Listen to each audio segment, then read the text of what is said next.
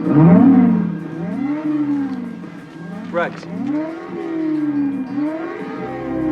you ever seen one of those before? Let's just add it to our collection first. We can figure out what it is second. Hey, what's up, Speedy's Garage Gang? Welcome back to the Speedy's Garage YouTube channel.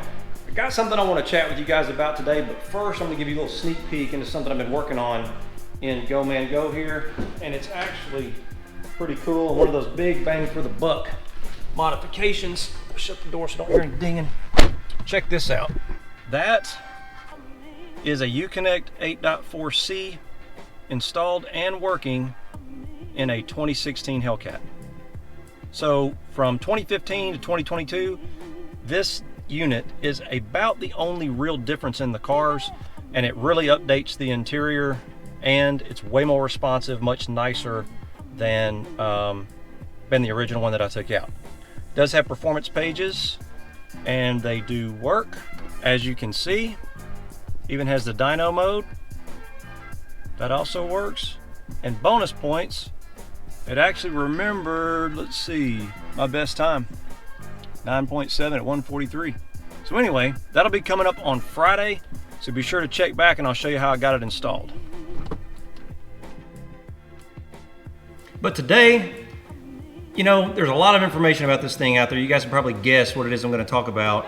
And yes, it is the Dodge Challenger Daytona SRT Banshee. Say that 5 times fast. I don't know who in marketing came up with that name, but it's a bit much.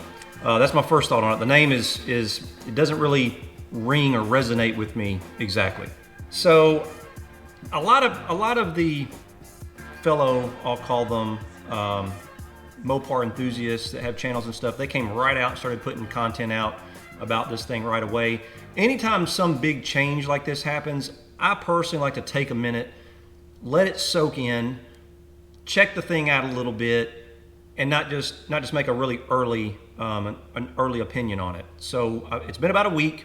I've had some time to sort of absorb, because this is a pretty big change. I've had time to absorb all of that and really sort of collect some thoughts around it. And I really make these kinds of videos because I'm curious what you guys, that the folks that watch this channel, I'm curious what you guys think. So leave me some comments in the description, or comments below, and let me know what you guys think about this car.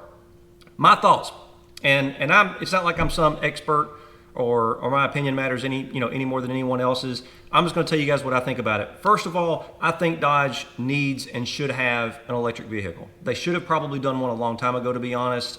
I think that's gotten them a little bit behind the 8 ball in terms of all these kind of crazy cafe standards, the mileage standards that manufacturers have to meet now, the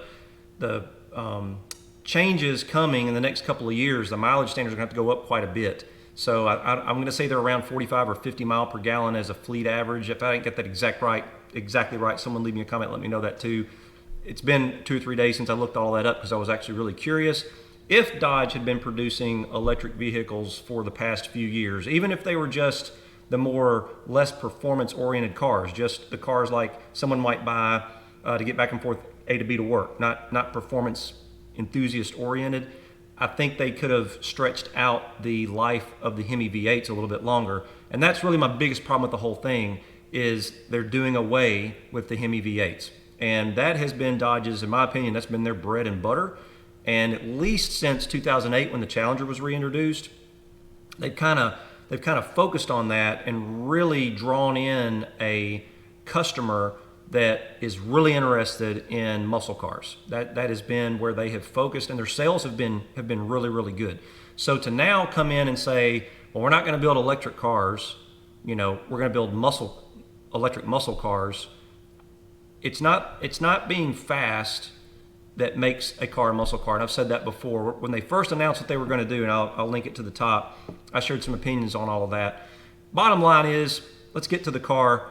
I don't mind the way it looks. I actually think it looks pretty good. The bar is set really, really low, though. I mean, just about every other electric car I've ever seen looks like ass. And I'm sorry, but they do. They're just boring. They're vanilla. There's no style, really. Tesla has probably one of the more popular ones.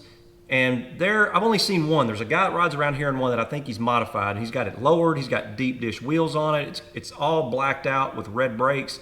and it actually looked okay. The rest of them just look like might as well be a microwave or a refrigerator driving down the road. That's really kind of what I see. There's no style or there's nothing exciting about them. And don't even get me started on the steering wheel. That crazy flight control thing, I couldn't drive one of those. So I'm not interested in that at all. At least Dodge, we got to give them credit, tried to sort of break the mold on electric cars, and they actually make it look like something, you know, you might want to buy, right? I mean, it actually looks like a pretty decent car. The color choice that they chose for the reveal, and I'll talk more about that in a second because there's some interesting things if you watch that reveal. The color choice is kind of interesting, and I don't know why they chose such a dark color. I don't know if because it's a prototype or a pre-production, maybe there were some blemishes and stuff, and that's the color they chose to hide some of that, or maybe they don't have the body lines exactly like they want them, and it hid some of that, or maybe there's another reason. It's because it was kind of a shout out to a 1986 movie called The Wraith. And if you've been around, a lot of people picked up on this. The sound that it made, which I'll talk more about that too, it is literally from The Wraith. It's got to be. There's got to be somebody on the team that did that as a joke and like thought, hey, let's make it sound like The Wraith. It was supposed to be a futuristic vehicle. And if you haven't seen the movie, it's kind of a B movie. It starred Charlie Sheen. But I watched it as a kid. If you were into cars, you may have seen it. They had this special car that was kind of futuristic, and I won't go into all the details, but anyway, it was kind of the star of the show, and it sounded exactly like the Banshee's exhaust thing, Fretzonic, whatever, sounded like. Rex, you ever seen one of those before? Back to the way it looks, and I'm looking at it on the screen here. I don't have any problems with the way it looks. I think it's fine. I probably need to see that patented R-wing on the front in person because that's a little odd the way they've got the hood split. I know why they did it. They need efficiency and they need aerodynamics. At least they didn't make the front like a bubble, so at least it still has some of that mean look. And I love the grille surround and how it glows. I think that's going to be very cool. Bringing back the old logo, I think that's going to be pretty cool, and it's probably the right time to do it. But I need to see that R-wing in person. The reveal, let's talk about that. You could have heard a pin drop. And if you watch the video, and I'll play it for you here.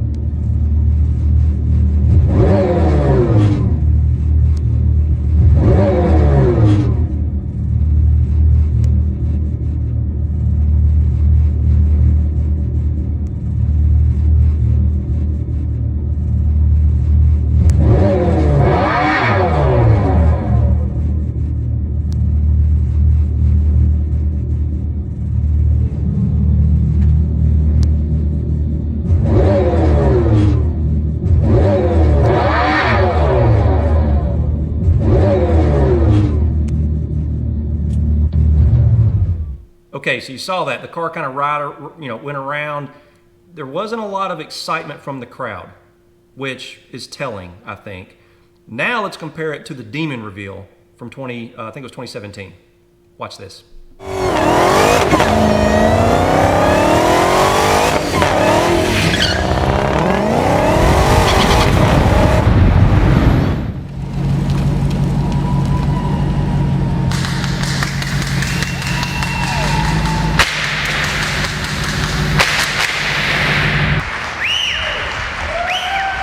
Now that's how Dodge makes an entrance. You know what you did, and the scoreboard shares your feat with the nearby world. 9.65 seconds.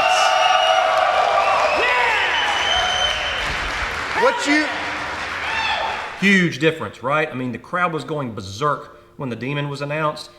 You didn't hear that same excitement for this car, and I wonder if that's going to be telling for how the car sells. We'll see. I think if they sold it alongside Hellcats and Scat Packs and RTs, I think people wouldn't be as polarized about it. But I think the fact that they've come out and said we're getting rid of the V8s, we're going with this, I think that's going to be a problem. I'm looking at some notes here. Like I said, for EVs, it looks pretty good. Need to see the front R-wing. I don't like the wheels. They're way too 80s, in my opinion. If you remember the Corvettes from the 80s, that's sort of what those wheels remind me of. And again, maybe that's a callback to that Wraith movie that I showed you earlier with the sound. I don't know if all that's tied together, the wheels, the color, and the sound itself. We'll see. Let's see. The sound's got to go. If it's an electric car, if it's going to make a sound, it needs to be something mechanical. And I've heard different things. Some people said that was a speaker, and some people said, well, it's the sound of the motor turning and turning, turning things into electricity from the batteries and power from the batteries. Whatever it is, electricity ain't supposed to sound like that. And I got to give Dodge credit for trying to make a sound. I think that's the right direction to go. But I think if I were them, and Dodge, you can't use this unless you pay me. You can't use this unless you pay me. But I think if I were them, I would try to do something in the drivetrain. So it's got to have a gear system and something that's going to drive the wheels. If you're straight cut gears, I'll try to find a sound clip and drop it in.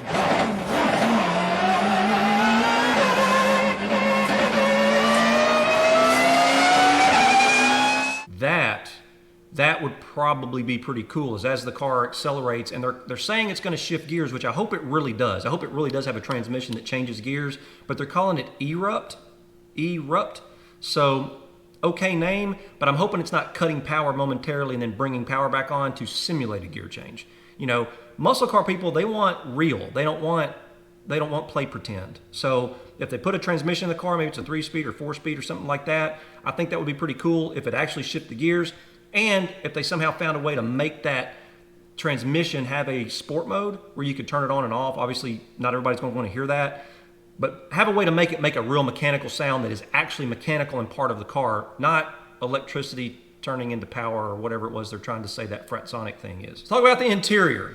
Now that is pretty interesting. I like it. I wonder how comfortable the seats will be. They look like the bolstering and with the backing on them, they're going to have to work on that with the cushioning and stuff.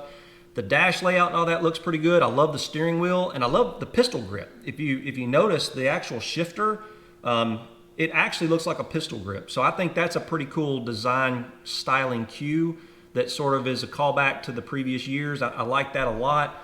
The lighting, all that stuff is really cool for a display, but if you're driving that car down the road at night, all that lighting is going to be distracting, and I definitely don't like the door panels and that weird fin shark thing that they have going on. I don't like that very much. I want a nice, soft glow, and surely, all that lighting will be programmable, and you can change the colors, and you can dim it way down where you barely see it, and I think that's where it's going to be nice. It's just an ambient glow instead of it looks pretty bright in the pictures. I like the launch button. I thought that was pretty cool. It has a little drag strip emblem next to it. If that makes it to the production car, I think that'll be pretty slick.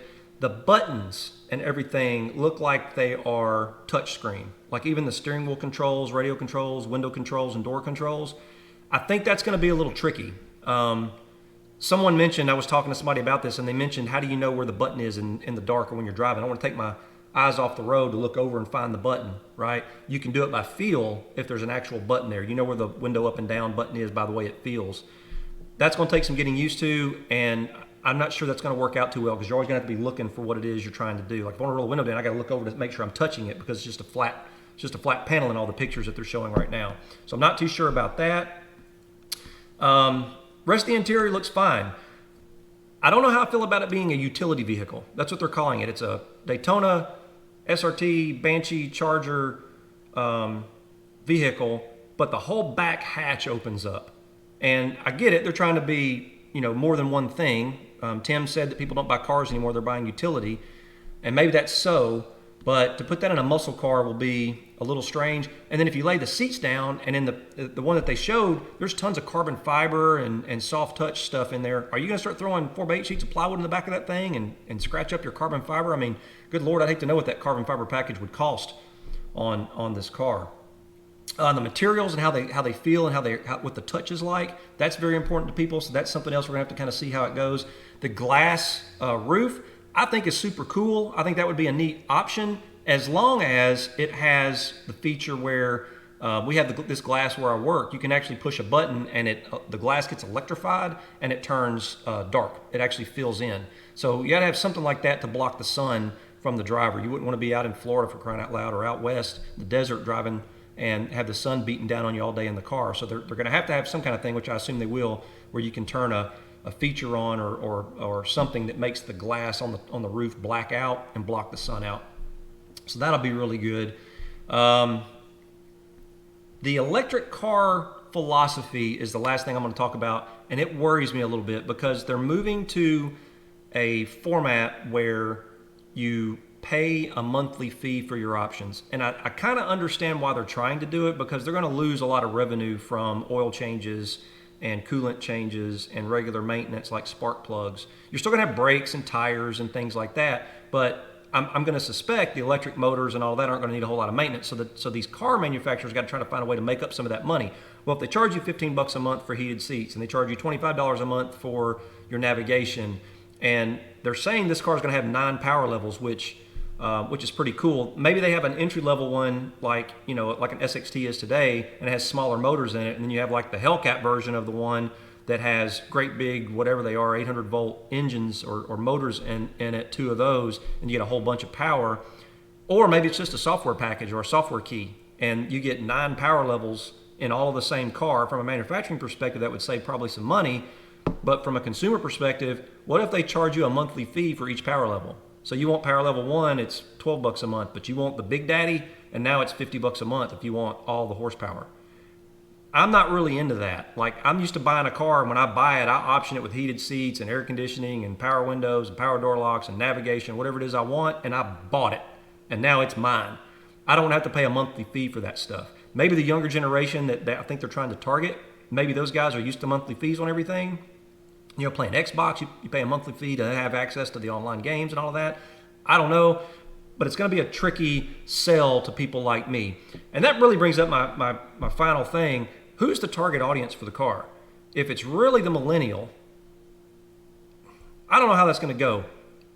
Folks like me, I think, are Dodge's base customer.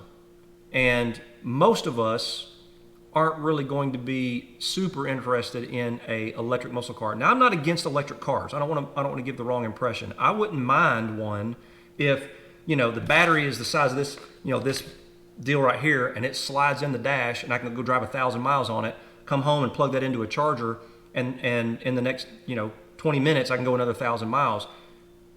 I'm not really, against electric cars. I'm against the inconvenience of electric cars for the way we are right now. And I get it, things are going to progress. They're going to have to. But around where I live, there's not very many charging stations yet. The cars take a long time to charge. I'm hearing that battery technology is going to change pretty soon, and they'll be able to charge like to 80% really quickly, which will be nice. But then what happens to all the people that bought the cars from today, and what are they going to be worth? And that's really the other thing. Think about your cell phone. How often has it changed over the years, and how many dramatic and drastic changes has it gotten over the years that made them better? And now they're kind of standardized for a while, but the past few years they weren't. And so you had really big changes to the cell phone technology and the applications on them, and these electric cars I think are going to end up being the same way, at least on the front end. So until they really get standardized, I'm personally going to be really careful about investing into one, because I don't want to be stuck with something that's obsolete in 2 years, and here I got this, these cars are going to be expensive. I'm going to tell you right now, that's the other thing, is who the target customer is going to be. Are millennials going to have, I'm going to bet you if you get the fast one of these cars, minimum $100,000, minimum. It might be more like $125,000. That is a lot of money for a car, especially for someone kind of getting started and looking at homes and trying to start their life. I mean, maybe these millennials are making that kind of money. I don't know. I don't know any of them that are. But to go and drop $125,000 on one of these, it's going to be a tall order.